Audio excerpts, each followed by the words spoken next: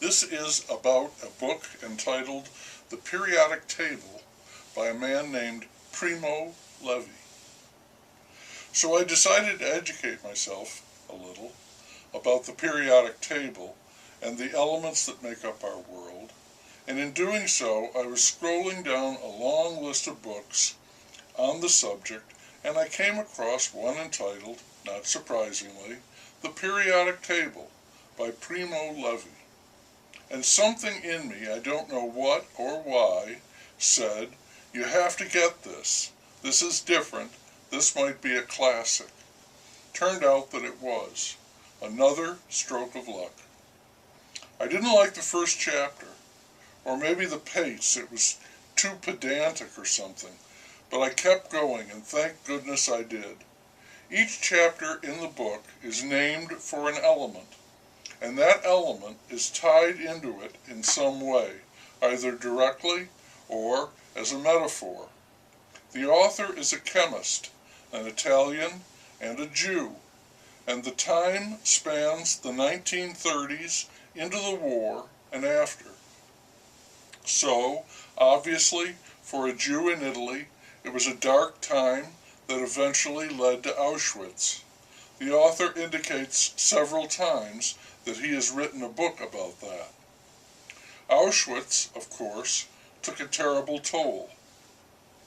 About it, he wrote, I had returned from captivity 3 months before, and I was living badly. The things I had seen and suffered were burning inside of me.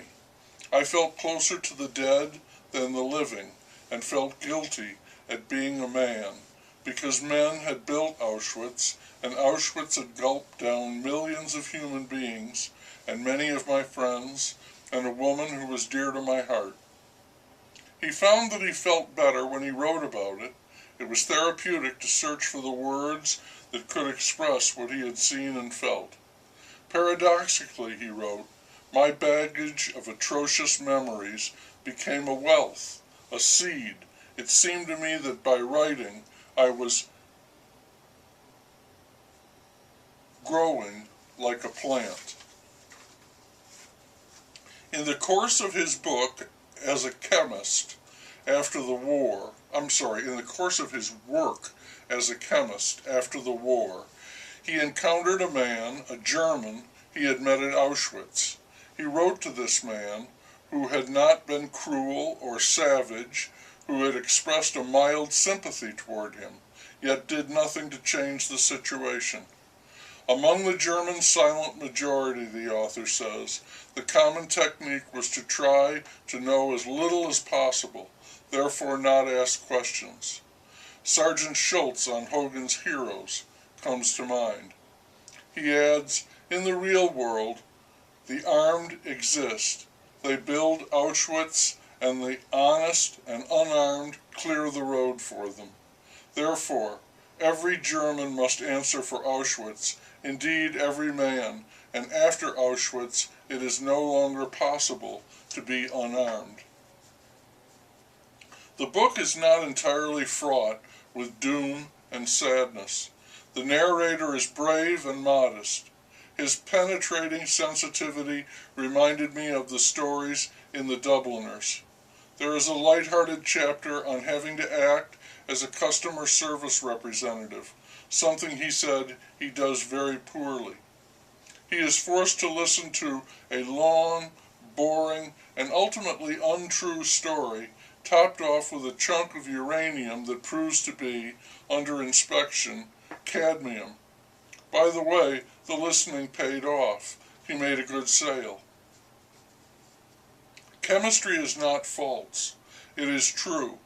It is a world that is clear, distinct, and verifiable. Quantitative chemical analysis, he said, is the opposite of the ethic of fascism, as well as its antidote.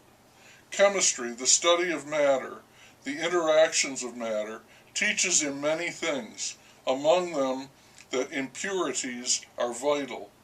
Dissension, diversity, the grain of salt and mustard are needed. Fascism does not want them, forbids them. He wrote a chapter about a love that almost was. After, he wrote, I felt a widower and an orphan and fantasized about writing the saga of an atom of carbon to make people understand the solemn poetry known only to a chemist of chlorophyll, photosynthesis, and in fact, I did eventually write it, but many years later, and it is the story with which this book concludes. It documents, with cleverness and fact, the scientific improbability of life, how it's born out of sunlight and carbon, and though it is almost infinitely impossible, it is. He calls his book a reflection of tales of militant chemistry. His most favored punctuation is the colon, a balance, equivalence on either side, the mark of a scientist, also the sign of a person who can measure exactly, who believes it is vital to do so. He says, we are here for this, to make mistakes and to correct ourselves, to stand the blows and to hand them out. We must never feel disarmed.